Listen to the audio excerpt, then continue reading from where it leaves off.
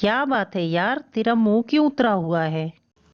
जंगल में बंटी कबूतर अपनी माँ और पापा के साथ रहा करता था। अभी बंटी कबूतर ठीक से बड़ा भी नहीं हुआ था कि उसके माँ और पापा का देहांत हो जाता है।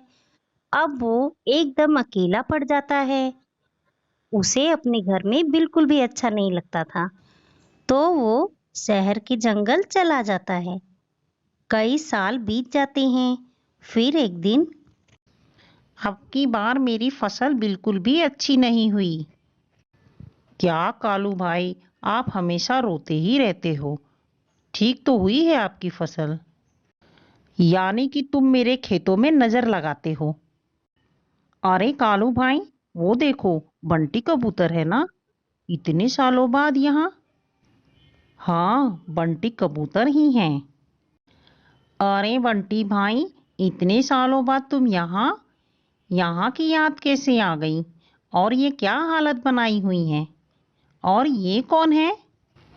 दीनू भाई, ये मेरी पत्नी टूनी चिड़िया है। शहर में बिजनेस किया था, उसमें बहुत घाटा हो गया, जिससे मुझे घर बार सब बेचना पड़ा। कोई बात नहीं बंटी भाई, सब ठीक हो जाएगा। तुम अपने पुराने घर में जाकर रहो। मैं आपके लिए कुछ खाने को लाता हूँ। बंटी कबूतर टूनी चिड़िया को लेकर अपने पुराने घर आ जाता है। बंटी जी, आपका ये पुराना गांव वाला घर तो हमारे शहर वाले घर से भी ज्यादा बड़ा और सुंदर है। हाँ टूनी, माँ और पापा के जाने के बाद मैं एकदम अकेला हो गया था, इसीलिए मैं शहर भाग गया। लेकिन शहर में मुझे तुम मिल गई और मुझे जीने की वजह भी मिल गई। आप चिंता मत करिए, सब ठीक हो जाएगा। मैं इस घर को साफ सुथरा करके एकदम पहले की तरह बना दूंगी। तुम्हें पता है टूनी, माँ बहुत अच्छा खाना बनाती थी। इसी चूल्हे पर यहाँ आके मेरे घाव ताजा हो गए। बंटी जी, आपको उनकी बहुत याद आ रही है ना? और आनी भी चाहिए। माँ बाप को कोई भूलता है भला? लेकिन आप दुखी मत हो, उन्हें भी तो तकलीफ होती होगी ना। टूनी, तुम्हारी इन्हीं बातों से तो मुझे तुमसे प्यार हो गया था। तुमने मेरी जिंदगी में आके मुझ पर बहुत बड़ा एहसान किया है। इतने में कालू कौवा खाना लेकर आ जाता है। आपका बहुत बहुत धन्यवाद कालू भैया। कोई बात नहीं, अब मैं चलता हूँ। आप लोग खाना खा लीजिए। दोनों खाना खाकर सो जाते हैं। अगले दिन बंटी कबूतर के बचपन का दोस्त हरी तोता उनसे मिलने आता है। बंटी मेरे यार, हरी मेरे दोस्त, कैसा है तू? मैं ठीक हूँ। तू बता, यहाँ की याद कैसे आ गई? और ये कौन है? ये तेरी भाभी हैं। और बता, क्या चल रहा है? कुछ नहीं यार, मैं सब्जी का ठेला लगाता हूँ। किसी तरह दिन कट रहे हैं। तू सुना। क्या बताऊं दोस्त, छोटा सा बिजनेस किया था, घाटा हो गया। सब कुछ बेचकर यहाँ चला आया। कुछ काम मिले तो मुझे भी बताना। पेट भरने के लिए कुछ ना कुछ तो करना ही पड़ेगा। तभी टूनी चिड़िया उन दोनों के लिए पिज्जा बनाकर ले आती है। अरे, ये क्या चीज है? ये पिज्जा है। तेरी भाभी बहुत अच्छा पिज्जा बनाती है। ये पिज्जा क्या होता है? मैंने तो पहले कभी इसका नाम नहीं सुना। तू खाकर तो देख। हरी तोता पिज्जा खाता है और उसे पिज्जा बहुत पसंद आता है। वाह, क्या स्वाद है। सच में भाभी, मैंने आज तक ऐसी स्वादिष्ट चीज कभी नहीं खाई। यार बंटी, तू एक काम कर, तुम दोनों पिज्जा बेचने का काम शुरू कर दो। देखना, बहुत ही अच्छी आमदनी होगी। मैं इस पिज्जा के बारे में जंगल के पक्षियों को बताऊंगा। देखना, वो इसे खाने जरूर आएंगे। बंटी कबूतर और टूनी चिड़िया को हरी तोते का ये सुझाव बहुत अच्छा लगा।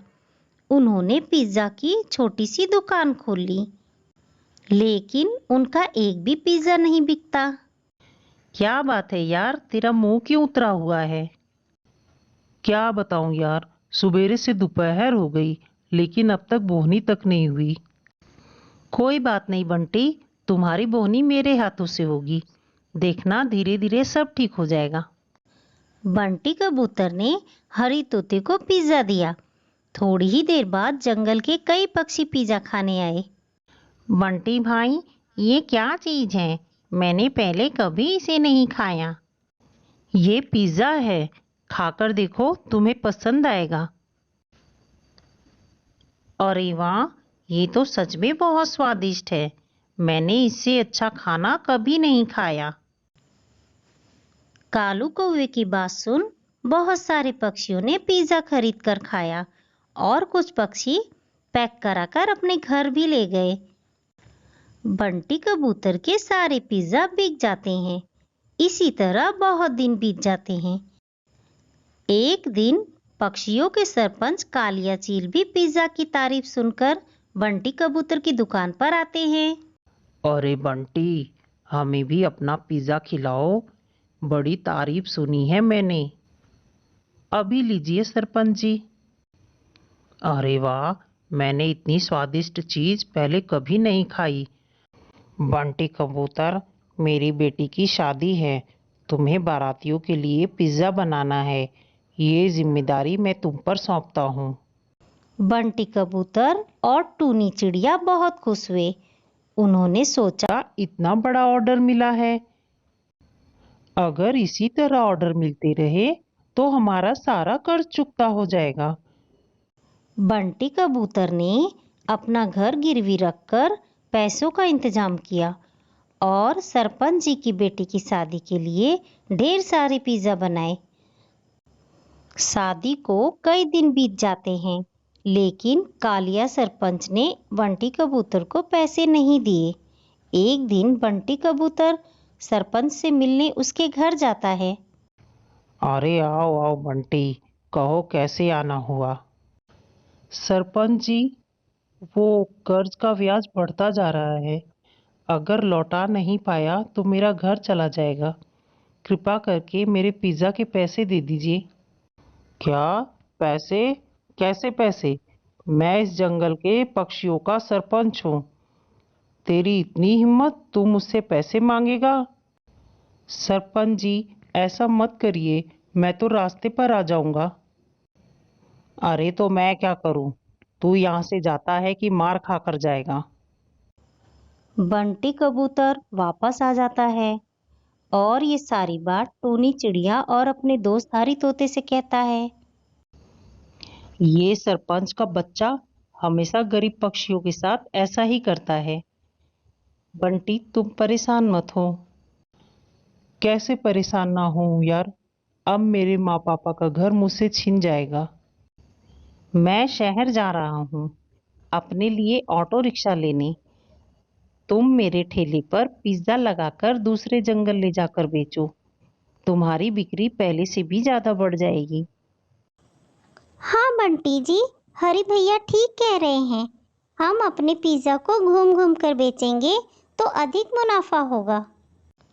अगले दिन से दोनों ने पिज्जा का ठेला लगाया और जंगल के गांव में ले जाकर बेचने लगे। उनकी बहुत अच्छी आमदनी होने लगी। जल्द ही बंटी कबूतर ने अपना सारा कर्ज चुका दिया। अब वो दोनों खुशी खुशी रहने लगे।